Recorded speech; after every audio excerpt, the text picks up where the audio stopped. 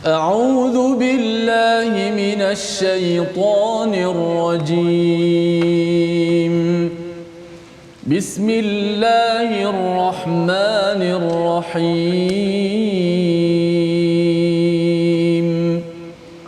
الحمد لله رب العالمين. الرحمن الرحيم. مالك يوم الدين. إياك نعبد وإياك نستعين. اهدنا الصراط المستقيم. صراط الذين أنعمت عليهم غير المغضوب عليهم ولا الضالين.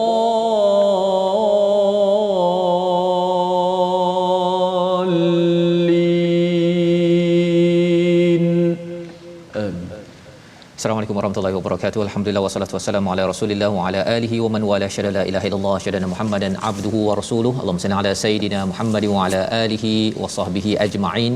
Amma ba'du. Apa khabar tuan-tuan dan puan yang dirahmati Allah sekalian? Kita bersyukur pada Allah Subhanahu wa taala untuk sama-sama kita diberi ruang pada hari ini menyelusuri hidayah daripada Allah Subhanahu wa taala dalam My Quran Time, baca faham amal, dalam sesi ulang kaji pada halaman 318 hingga 323. Dan pada hari ini bertuah kita bersama dengan tokoh ilmuan untuk sama-sama kita mengulang kaji 6 halaman ini. Bersama kita Al-Fadil Ustaz Said Shahrizan. Apa khabar Ustaz? Apa khabar? Alhamdulillah Ustaz. Alhamdulillah. Sihat, alhamdulillah. Ya, alhamdulillah. Dan bersama Ustaz Tirmizi, apa khabar Ustaz? Alhamdulillah baik, alhamdulillah. Alhamdulillah. Ya, dalam sibuk kita dah boleh merentas negeri negara ini. Bagi tuan-tuan yang berada di depan kaca TV, ya, di Facebook masih lagi setia bersama, kita ucapkan tahniah dan terima kasih. Ya, terus kita doakan tuan-tuan thabat dan istiqamah bersama Al-Quran di mana jua. Dan kalau dah sampai di kampung, ya, mungkin dah makan tengah hari dan sebagainya, boleh sama-sama kongsikan, ya, program ini, kongsikan mungkin isinya, kalau tak sempat tengok sampai habis pun 1-2 poin bersama dengan ahli keluarga kita. Moga-moga kita adalah individu yang menjejak kepada Nabi Musa dan juga nabi-nabi yang kita akan lihat ulang kaji pada hari ini.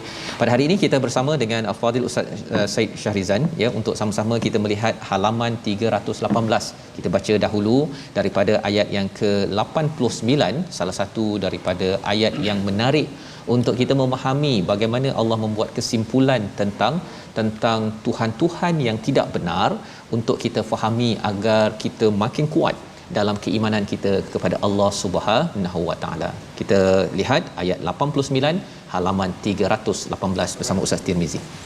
Baik, alhamdulillah kepada Ustaz Fazrul, yang berbahagia Dr. Said Shahrizan selaku tetamu kita pada hari ini. Insya-Allah kita mulakan majlis kita dengan ayat yang akan kita bincangkan pertama ini, ayat yang ke-89 insya-Allah. A'udzubillahi minasyaitonir rajim. أفلا يرون ألا يرجع إليهم قولا أفلا يرون ألا يرجع إليهم قولا ولا يملك لهم ضرا ولا نفعا. صدق الله العظيم. Surah Al-Azim ayat 89, maka tidakkah mereka perhatikan bahawa patung anak lembu itu tidak dapat memberi jawapan kepada mereka dan tidak berkuasa menolak kemudaratan maupun mendatangkan manfaat kepada mereka. Ini adalah ulang kaji daripada kisah Nabi Musa bersama kaumnya. Ada seorang bernama As-Samiri, ya Ustaz. Dan As-Samiri ini kira tokoh ajaran sesat ni, ya, ketua ajaran sesat. Dan dalam ayat ini dinyatakan bahawa si lembu ini sebenarnya tak boleh pun nak respon walaupun satu perkataan. lahum wala yamliku lahum darra wala naf'a. Jika ustaz boleh kongsikan sedikit apakah pelajaran daripada istilah wala yamliku lahum darra wala naf'a, dan mungkin ustaz di Pejabat Mufti bila berinteraksi dengan pelbagai ideologi ajaran yang tak berapa nak lurus ini, ya, apa sebenarnya yang disampaikan oleh pemimpin ajaran yang menyeleweng ini? Silakan ustaz. Baik, bismillahirrahmanirrahim. Assalamualaikum warahmatullahi wabarakatuh. Alhamdulillah wassalatu wassalamu ala Rasulillah wa ala alihi wa sahbihi wa man walah wa man tabi'ahum ila yaumil qiyamah, amma ba'd.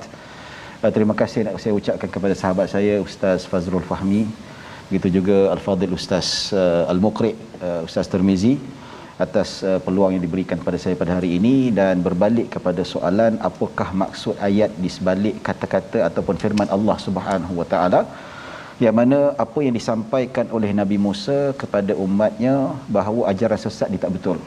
Yang mana ajakan Samiri itu mengajak manusia ataupun kaum Nabi Musa agar menyembah patung berhala yang diperbuat daripada emas.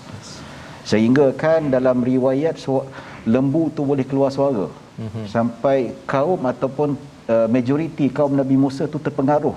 Konon patung tu dia boleh keluar suara seolah-olah dia hidup. Sedangkan kalau kita lihat dalam riwayat-riwayat Israiliyat yang masih boleh diterima, yang dimasukkan suara keluar tu sebab ada saluran angin keluar. Tiupan angin tu masuk dalam, mungkin daripada belakang patung itu, kemudian dia salur keluar mengeluarkan suara. Dia bukan bermakna dia hidup. Ya, dan ayat ini menjelaskan bahawa wala yamliku lahum darra wala naf'a. Maksudnya patung tu tak boleh buat apa-apa. Ya, tidak boleh memberi kemudaratan dan tidak boleh memberi manfaat. Kemudaratan pun tak boleh nak bagi, dan tak boleh apatah lagi manfaat memang tidak dapat nak dilakukan, nak memberi kesan kepada umat.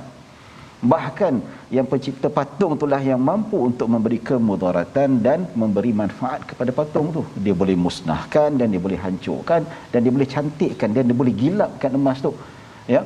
Dan yang menarik, ya, yang boleh kita rungkaikan di sebalik ketelitian firman Allah tu, kenapa Allah sebut darran wala naf'an? Kenapa Allah sebut tidak memberi kemudaratan dan tidak memberi manfaat? Kenapa? Ada rahsia sebalik Allah mendahulukan perkataan mudarat berbanding manfaat.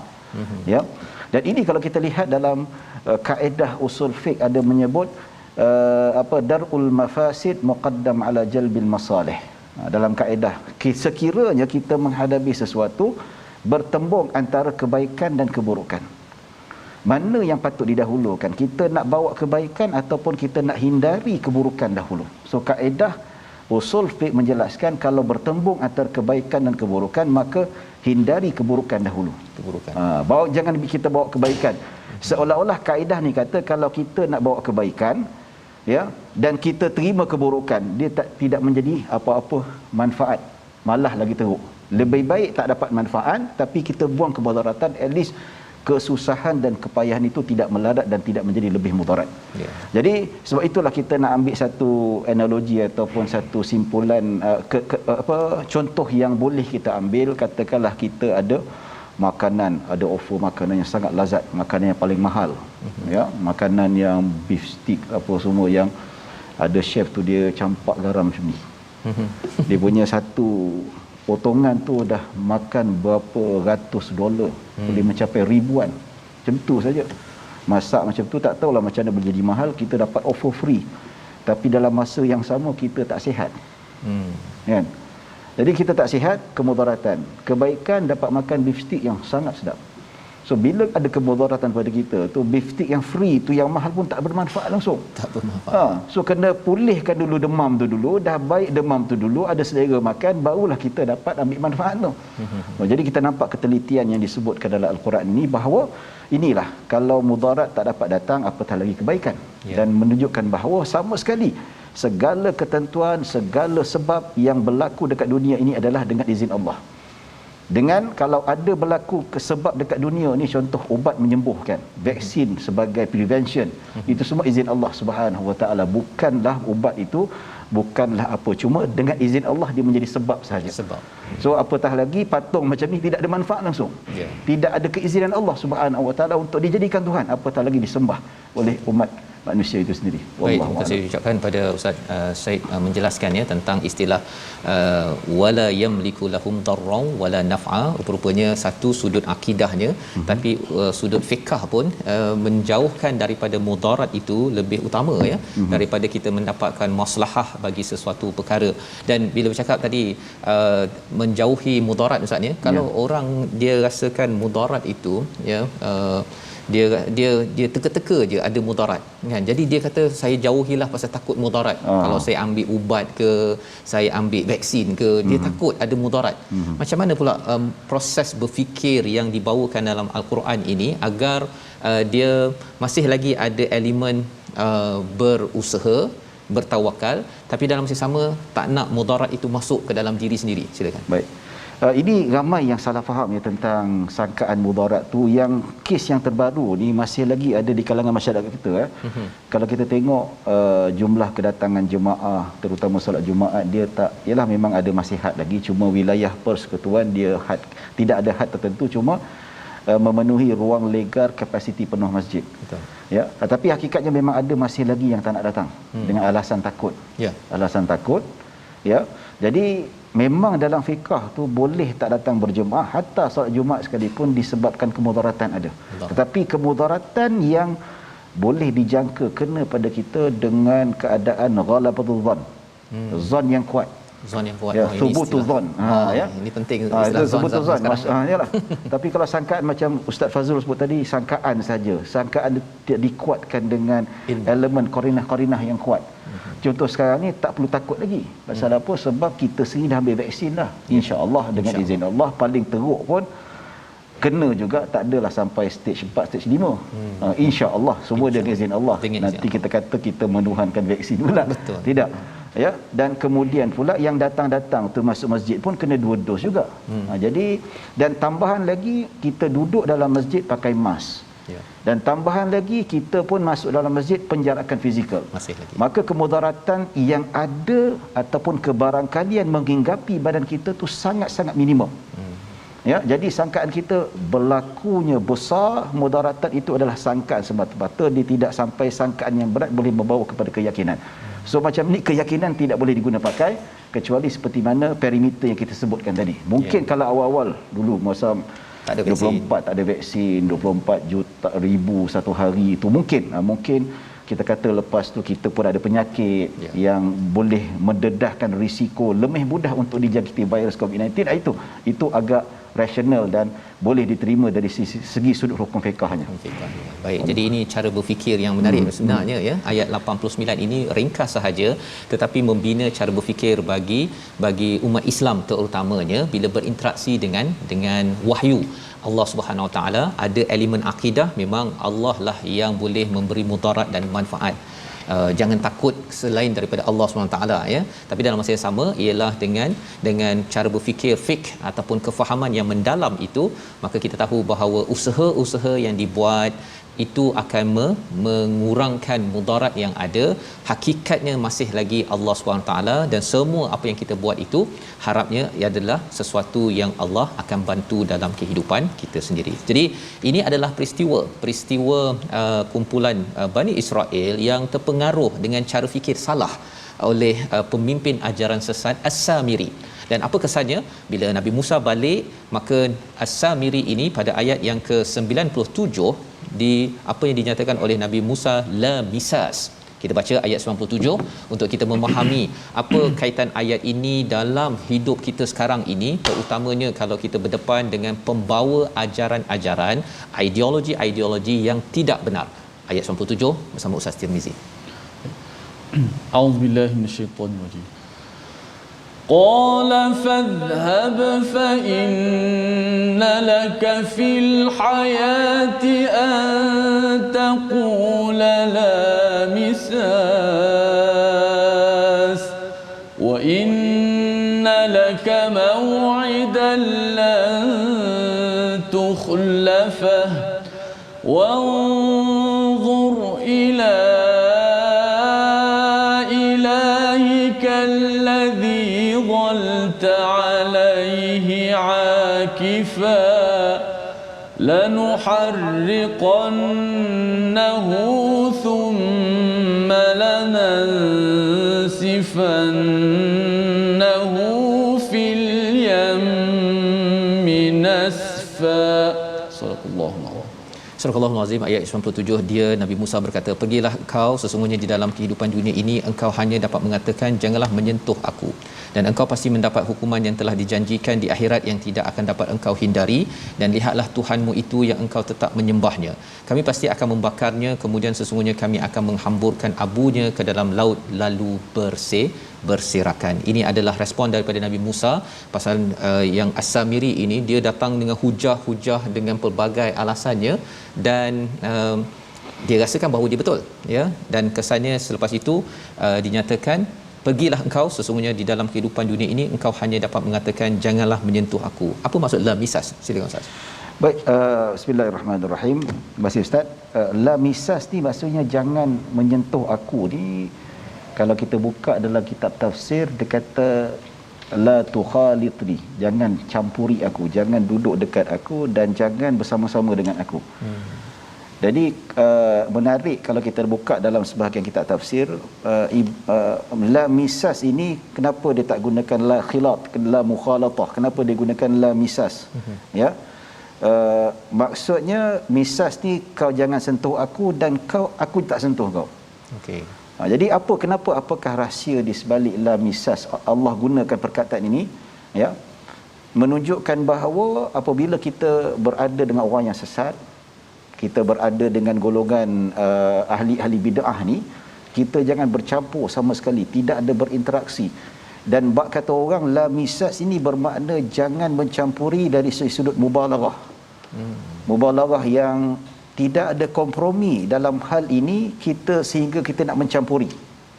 Maksudnya kamu sesat, kamu tidak ada atas jalan yang benar yang diredai oleh Allah Subhanahu Wa Taala, kau jangan campur aku. Campur yang jadi memang jangan dekat, dan jangan nak duduk rapat, dan jangan bercakap jauh macam tu.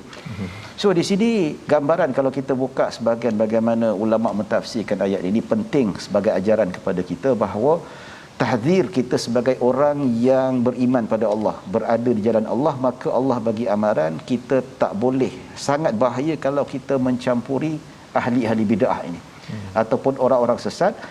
Dalam erti kata kita nak bercampur dengan dia dan kita cuba nak menyelami dia. Zaman sekarang ni kalau kita nak berdakwah itu lain cerita. Berdakwah, berdebat, kita nak jatuhkan hujah, itu tak ada masalah. Tapi maksudnya kita untuk berkompromi, duduk sama-sama dengan mereka, maka Allah kata la misasa. Ibarah yang dia sebut dekat sini seolah-olah jangan ada kompromi. Sebab tu ada yang menteri agama kita pada sekarang ni dia kata dia tidak mengiktiraf gender yang ketiga dekat Malaysia ni. Ya, sebab apa? Ada suara-suara mengatakan golongan transgender ni perlu diberi hak yang sama rata, pekerjaan yang sama. Kalau dia nak jadi cikgu pun boleh jadi cikgu juga. Lelaki berkataran perempuan ajar anak-anak kita. Ya, tapi dalam Al-Quran Allah dah bagi dah orang macam ni tak boleh dicampuri. Tak boleh diletakkan apatah lagi nak mendidik anak-anak kita tu. Sebab apa? Pengaruh dia. Ya, pengaruh dia. La misasa, jangan sama sekali campur. Jangan duduk sama-sama. Ya, begitu juga kata Nabi Musa, kalau Samiri datang dekat duduk berdebat, Nabi Musa tidak akan terpengaruh sebab Nabi Musa maksum dan dia memang orang berhebat, cakap dan apa. Tapi di sebalik itu akan beri kesan pada pengikutnya yang beriman pada Allah Subhanahu Wa Taala. Takut pencampuran itu akan memberi satu kesan dan pengaruh negatif yang sangat menakutkan, yang lebih menakutkan sehingga boleh mengganggu akidah itu sendiri.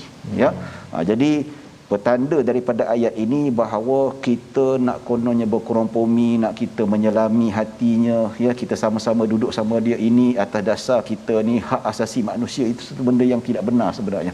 Kita bagi tempat pada yang sesuai. Ya, kalau dia nak hidup macam biasa, tapi ada landasan-landasan yang telah dibenarkan. Jangan semua dia nak dapat kita boleh dapat. Sebab apa? Dia tergolong daripada golongan yang jauh daripada landasan yang sebenar. Kalau dicampur kepada masyarakat, dia boleh menjadi rosak. Seperti mana Nabi Musa AS menyisihkan Samiri yang kenapa? Sebab dia merosakkan akidah umat Islam ketika itu. Jadi Itu yang kita boleh faham lah. Ya, Sebut sedikit saya Allah. ucapkan pada Ustaz Said ya untuk kita memahami dengan lebih jelas sebenarnya daripada kisah Nabi Musa ya. Sudah tentu kisah Nabi Musa ini ada banyak sudut Ustaz ya, dalam surah Taha, dalam surah Al-Qasas nanti kita akan lihat. Tetapi dalam surah Taha ini ada satu pelajaran yang kita dapat sebentar tadi, betapa pentingnya menjaga iman Ustaz ya, menjaga iman. Dan sebagai seorang ketua Nabi Musa, sebagai seorang ketua perlu menjaga iman kepada ahli kaumnya ya, agar tidak mudah diseleweng oleh as-Samiri. Dan ini adalah peranan bagi ketua, bagi pemimpin untuk sama-sama menjaga, jangan bagi sangat peluang kepada orang-orang yang boleh menyelewengkan akidah, kefahaman manusia kepada jalan yang benar. Dan pada halaman 319 kita ingin bergerak ya, pada halaman ini kita nak baca pada ayat yang ke-100 dan 101 ya. Ada dua istilah bila Allah mengingatkan kepada kita jangan sampai kita berpaling daripada peringatan daripada Allah Subhanahu Wa Taala. Ada istilah wizra dan juga himla.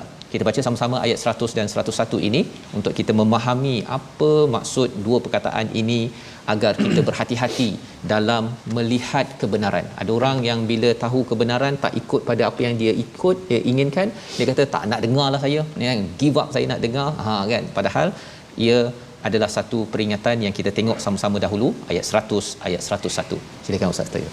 Baik. A'udzubillahi minasyaitonir rajim. Man a'rada 'anhu fa innahu yahmilu yawmal qiyamati wizran khalidina fihi wa sa'a lahum yawmal qiyamati himla. Sadaqallahu Surah Al-Azim ayat 100 dan 101. Barang siapa berpaling daripada Al-Quran, maka sesungguhnya dia akan memikul beban yang berat dosa pada hari kiamat. Mereka kekal di dalam keadaan itu dan sesungguhnya buruk beban dosa itu bagi mereka pada hari kiamat. Jadi ayat ini bercakap tentang a'rada yang telah pun kita lihat pada ayat yang sebelum ini ya, bila Allah menyatakan tentang bagaimana mereka yang melawan ataupun degil ya.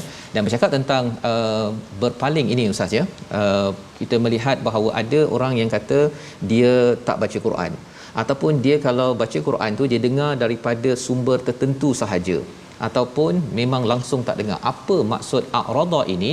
Kita berehat sebentar. Selepas rehat nanti kita akan mengikuti apa sifat, adakah memilih-milih apa yang kita nak dengar itu digelar a'rada ataupun sebaliknya. My Quran Time, baca faham amal insya-Allah.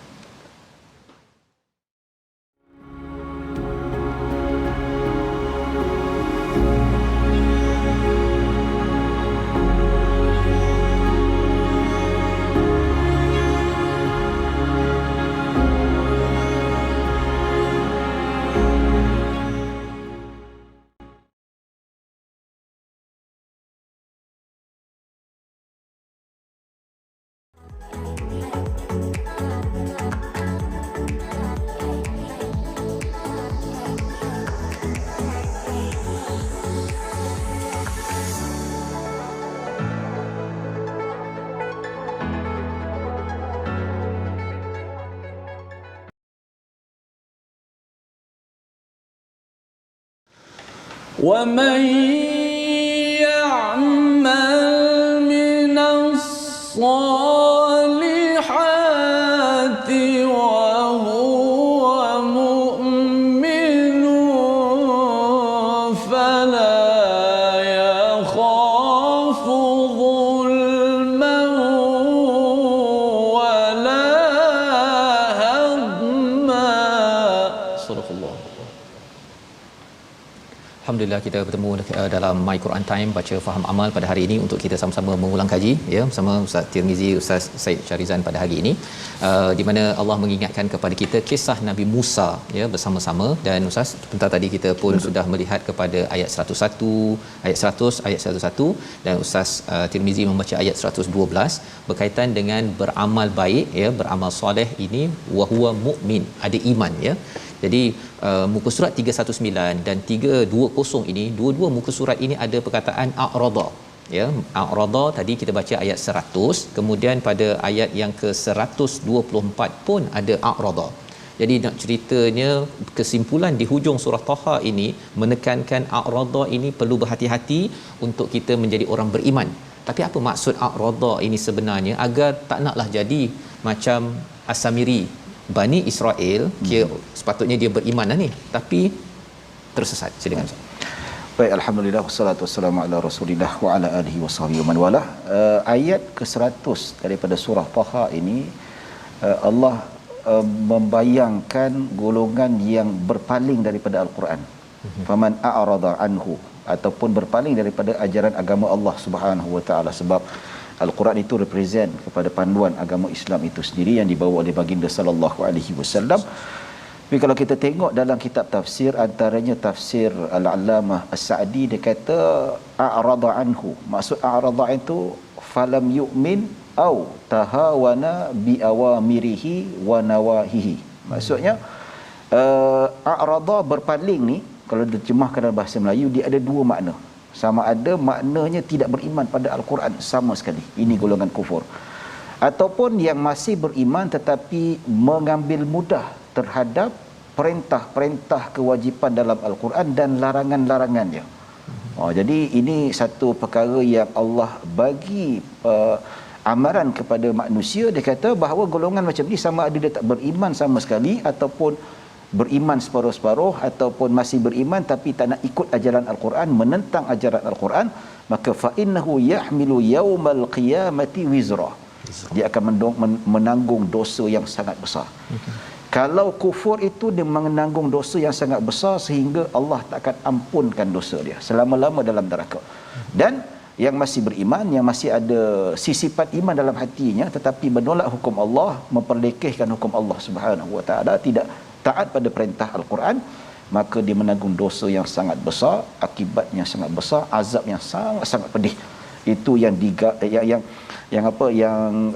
ditekankan oleh Allah Subhanahu wa taala. Jadi bila kita sebut a'rada ini bukan Samiri saja. Samiri dia memang tolak ajaran Allah, memang tolak terus. Dia ajak orang supaya sembah berhala. Ini kufur ya. Tapi dalam keimanan di kalangan orang Islam pun boleh termasuk dalam hal ni. Contoh, dia masih Islam tapi menolak perintah-perintah Allah. Allah kata suruh sembahyang, Allah suruh berpuasa, Allah suruh bayar zakat, dia tak buat zakat. Dia tak endahkan ya. Ataupun dia beriman separuh-separuh ya. Bab sembahyang dia taat sembahyang, tapi bab zakat alamak mahal sangat, aku businessman kena bayar zakat 2.5%, balas dengan keuntungan saya 300,000, tak nak bayar. Ini beriman separuh-separuh juga termasuk dalam bebanan yang Allah ceritakan pada ayat 110. Jadi satu kecaman yang Allah berikan, afatu'minuna bi ba'dil kitabi wa takfuruna bi ba'd. Sama perangai golongan Bani Israel yang menolak, ataupun golongan Yahudi yang beriman separuh-separuh dan tolak separuh-separuh ikut suka hati. Ya, jadi secara konklusinya a'rada di sini sama ada dia kufur sepenuhnya daripada agama Allah ataupun dia mengingkari sebahagian daripada hukum-hukum Allah. Itu juga termasuk dalam bebanan tanggungan dosa yang sangat besar dan akibat azab yang sangat dahsyat dekat akhirat nanti. Wallahu a'lam. Terima kasih ucapkan pada Ustaz Said Syarizan menjelaskan tentang istilah a'rada ini ya. Satu, kepada memang jelas kufur Ustaz ya, tetapi yang mengambil separuh-separuh ataupun pilih-pilih ya, pilih-pilih ini juga berpaling. Yang kita harapkan dengan kita melihat satu demi satu halaman Al-Quran ini ya, kadang-kadang ada perkara yang memang kena smash Ustaz ya. Dalam Quran ni memang setiap halaman tu, pengalaman Ustaz Tirmizi Ustaz ya, kita bila kita tadabbur, kita baca ni kena smash sesaja kan ya. Tetapi jangan berpaling kerana apa? Kerana kalau katakan mungkinlah perkataan daripada pentadabbur mungkin ada salah kan, tetapi perkataan daripada Quran tak ada salah.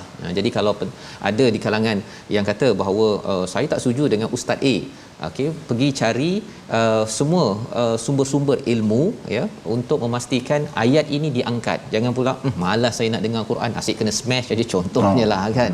Macam mana ustaz komen tentang memilih-milih ustaz ataupun memilih-milih isi ceramah dalam memahami al-Quran ini?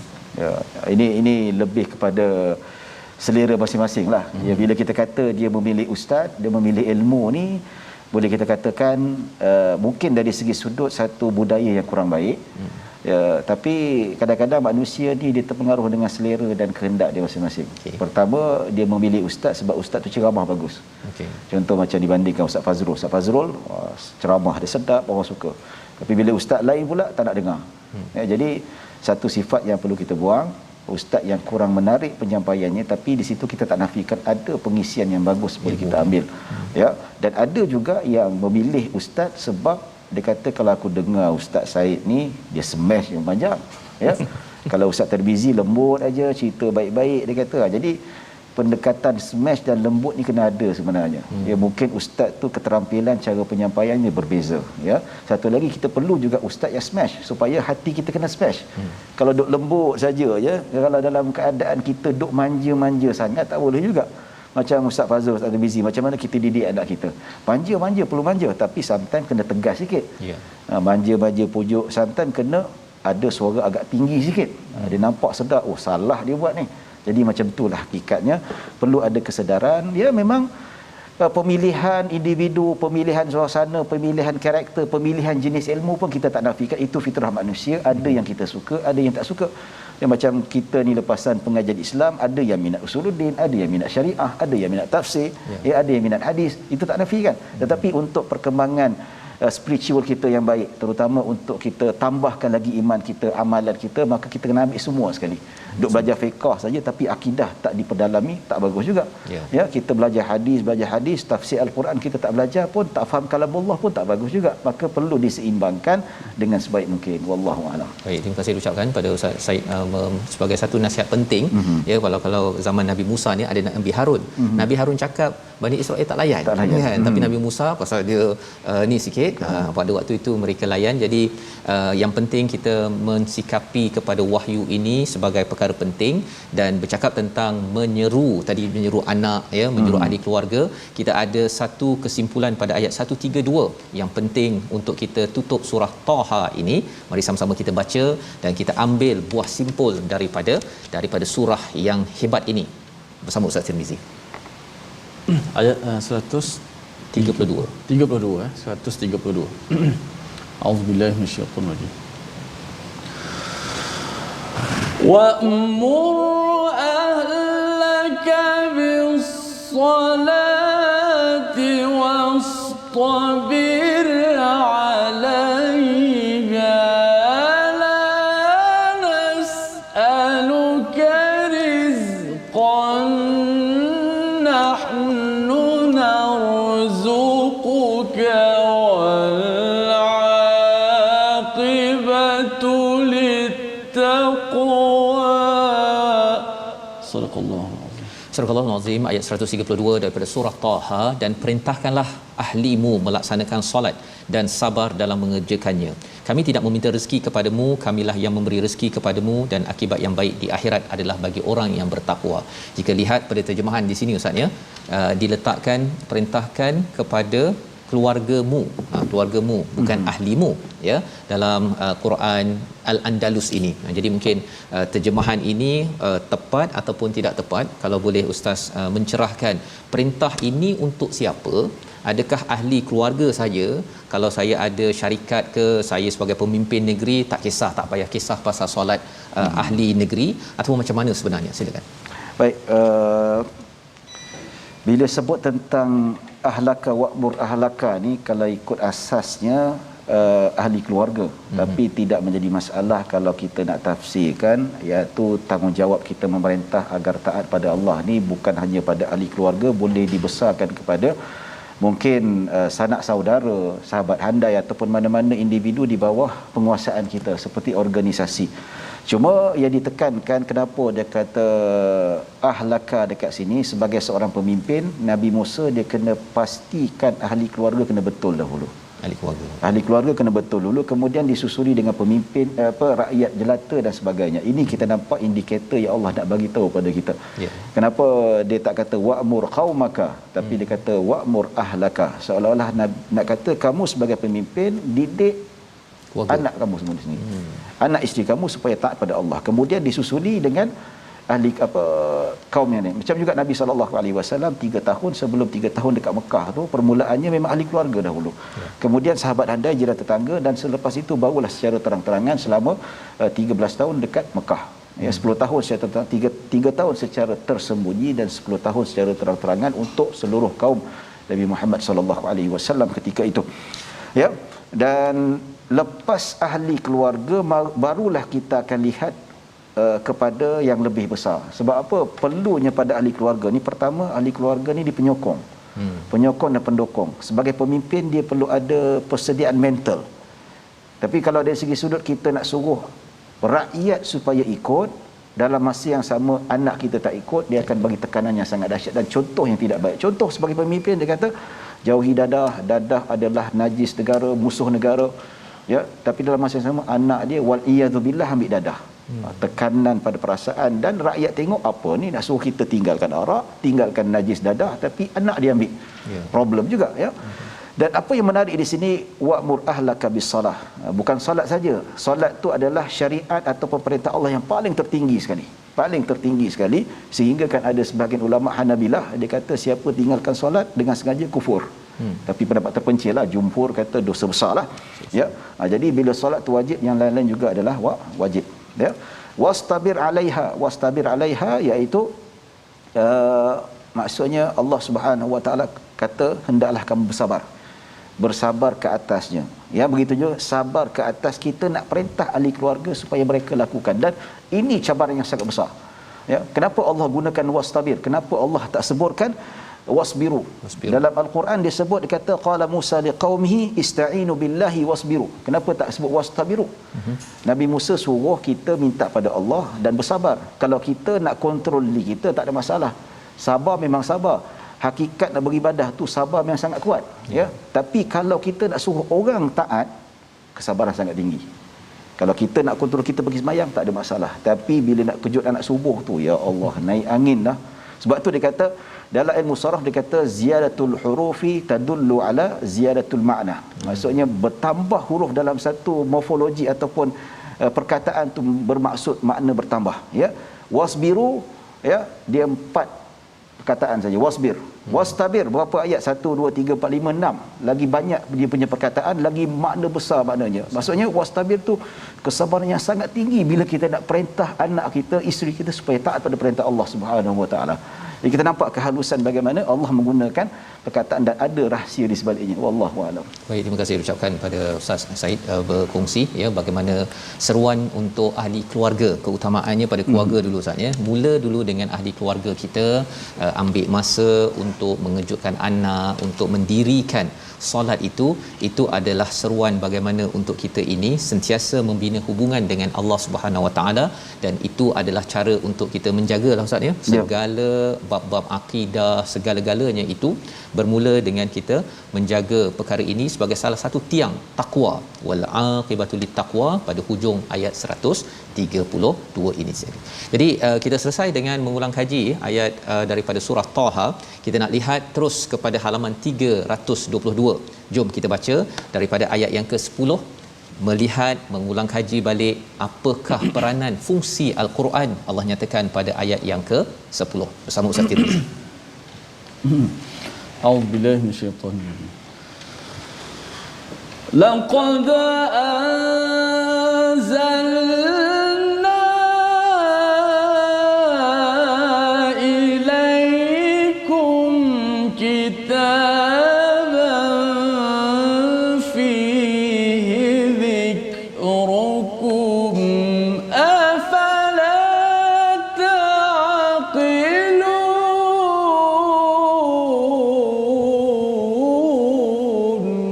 Sadaqallahu. Surah Al-Azim ayat yang ke-10, sesungguhnya telah kami turunkan kepadamu sebuah kitab Al-Quran yang di dalamnya terdapat peringatan bagimu, maka adakah kamu tidak mengerti. Pada surah yang ke-10 surah Yunus, Allah menyatakan tentang Quran ini sebagai syifa ustaz ya. Di sini zikrukum. Kalau boleh ustaz jelaskan, hujung itu ada pula cakap afala ta'qilun. Ini macam ada kaitan dengan berfikir aras tinggi ataupun guna otak ke? Kan? Silakan ustaz. Baik, jadi apabila kita tengok dari segi sudut Al-Quran, kenapa Allah namakan zikir? Fa inna nahnu nazzalna dzikra fa inna lahu lahafizun. Sadaqallahul azim, yang mana Allah menyatakan kami turunkan zikir. Zikir di sini maksudnya Al-Quran. Jadi kita kata Al-Quran ada macam-macam gelaran. Yang biasa yang sangat masyhur Al-Quran. Berasal daripada qira'a, membaca, ya. Daripada syifa juga dinamakan Al-Quran. Syifa dari segi sudut spiritual. Hati tak tenang, kita baca Al-Quran, insya-Allah dapat disembuhkan. Dan begitu juga sakit zahir juga. Ada sahabat Nabi, dia baca Fatihah, dia ruqyah Fatihah dalam satu air, dia bagi orang tu minum yang kena patuk pula, alhamdulillah dengan izin Allah baik. Ya, jadi apabila disebutkan sebagai zikrullah ataupun kalamullah ini, yang Allah Subhanahu Wa Taala menyatakan adalah Al-Quran itu berperanan sebagai peringatan, memberi peringatan tentang dunia dan akhirat, tentang kelalaian kita kat dunia ini, jangan ikut sangat kelalaian, ya, kita ingat, sentiasa ingatkan Allah Subhanahu Wa Taala. Dan dalam Al-Quran juga mengingatkan kita tentang perintah-perintah yang wajib kita ikut, larangan-larangan yang wajib kita tinggalkan. Dalam Al-Quran diceritakan tentang peringatan tentang akhlak yang baik, ya, hindari akhlak yang buruk. Ini semua peringatan. Dan begitu juga yang penting dalam Al-Quran, Allah selitkan peringatan tentang azab akhirat dan nikmat dekat syurga itu sendiri. Jadi Al-Quran tu zikir. Zikir maksudnya peringatan, penuh dengan peringatan, syarat dengan peringatan yang sangat jitu dan sangat bermakna kalau kita hayati betul-betul. Dan kedua, zikir ini dalam erti kata maksudnya adalah kita mengingati Allah. Dengan membaca Al-Quran kita mengingati Allah. Fadhkuruni azkurukum. Zikirlah pada aku, ingatilah aku, nescaya aku akan memperingati kamu. So zikir pada Allah ni bukan zikir subhanallah subhanallah saja, tetapi secara umum mengingati Allah, iaitu mentaati perintah Allah Subhanahu Wa Taala. Ya, mentaati perintah Allah dan meninggalkan larangan Allah, itu maksudnya zikir. Dan apabila pentakrifan itu dipecahkan, maka zikir tu banyak. Ya, dan dibandingkan zikir lidah ni, yang paling afdal Al-Quran. Ulama kata afdalul zikri bil lisan Al-Quran. Maksudnya dengan bacaan Al-Quran itulah zikir yang terbaik. Baik. Contoh kalau kita kata zikir la ilaha illallah, kita baca subhanallah subhanallah, ya, kalau kita kata zikir yang melibatkan lidah, keluar suara ni, Al-Quran adalah yang terbaik. Tapi kalau kita jenis tak hafiz, tak reti baca Al-Quran dengan macam, bukan tak reti, maksudnya mungkin ada masa mood dia tak semangat nak baca Al-Quran, dia perlu gantikan dengan zikir yang lain, la ilaha illallah, la ilaha illallah, ya. Ataupun dia tak berminat untuk zikir yang bagai tasbih 1000 kali dan sebagainya, tapi dia ilzam ataupun mulazamah dengan membaca Al-Quran. Itu pun dikira sebagai zikir, pahalanya sangat besar. Bahkan Nabi SAW kata satu huruf bacaan Al-Quran bersama dengan 10 pahala. So pahalanya sangat besar. Kalau alif lam mim, Nabi kata 30 pahala. Bukan Nabi kata alif lam mim satu huruf, tapi alif satu huruf, lam satu huruf, mim satu huruf, dia membawa satu makna yang sangat besar. Dan afala ta'qilun di sini menunjukkan bahawa Al-Quran ini mengatakan sebagai peringatan. Peringatan yang perlu kita fikirkan, peringatan yang perlu kita bawa dengan minda yang normal. Bukan mengikut hawa nafsu. Kadang-kadang saya di pejabat mufti, ya, kita melayani soal jawab dekat internet, kita paparkan artikel yang berkaitan dengan isu tertentu, ya, kita akan tengok komen yang banyak sekali orang yang tak puas hati. Dia tak puas hati dengan jawapan kita. Sebab apa dia tak puas hati dengan jawapan kita? Dia nak jawapan ikut dia. Itu jabatan netizen negara. Ya, tapi kita tak boleh ikut macam tu. Sentimen tak boleh. Jadi apa saja kita paparkan berdasarkan hujah, jawapan dan sebagainya, kita kena fikir. Jangan ikut nafsu kita ataupun ikut sentimen kita, ikut akal kita yang waras, insya-Allah kita akan berada di jalan yang benar. Sebab itu Al-Quran kita kena fikir dengan waras, bukan ikut hawa nafsu, kita akan tersasar di jalan yang benar. Wallahu a'lam. Terima kasih ucapkan pada Ustaz Said menjelaskan tentang istilah zikrukum sebentar tadi. Biasanya difahami zikir ini subhanallah, alhamdulillah, betul, tetapi sebenarnya Quran kita baca, inilah yang kita jadi zikir bekalan kepada as-saah, ya, bila Allah menyatakan tentang hari kita akan dibalas dengan segala apa amalan kita. Kita berdoa pada Allah Subhanahu taala agar kita sentiasa bersedia ya dengan zikir, dengan mengingati Allah ini. Di hujung ini kita bersama berdoa bersama Ustaz Tirmizi Ali insya-Allah.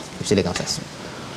Bismillahirrahmanirrahim. Alhamdulillahirabbil alamin wassalatu wassalamu ala asyrafil anbiya'i wal mursalin wa ala alihi wa sahbihi ajma'in. Allahumma ahyina 'alal iman wa tawaffana 'alal iman. واحشرنا بالإيمان يا رب العالمين. اللهم اجعلنا من أهل الإيمان. اللهم اجعلنا من أهل الإيمان ممن بشرتهم بالروح والريحان رب العالمين والحمد لله رب العالمين.